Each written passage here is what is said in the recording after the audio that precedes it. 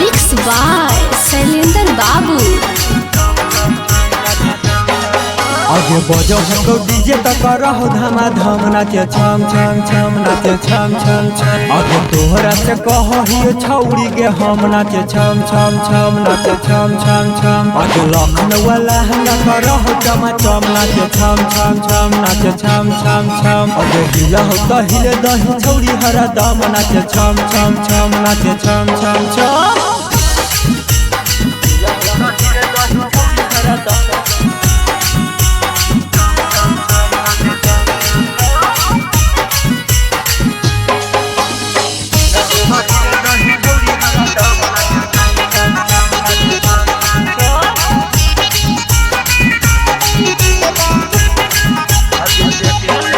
आगे देखे ले भीड़ सबे जुटल हो गया। आगे छोड़ा के पसीना छौड़ी छूटल हो गया।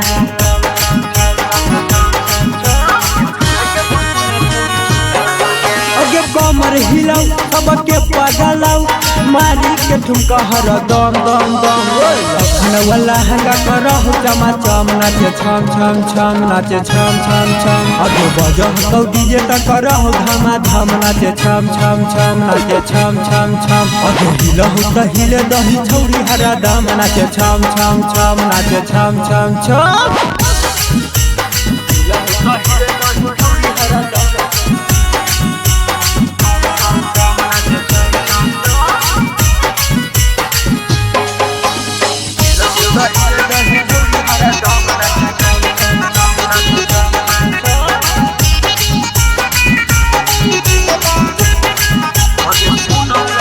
आगे सुनर लगा है कौगा लगल।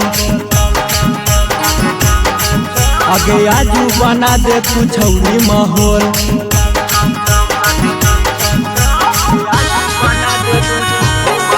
आगे साइलेंस बिपिन करहो पसीन रकेशवा के गाना हो दम दम दम।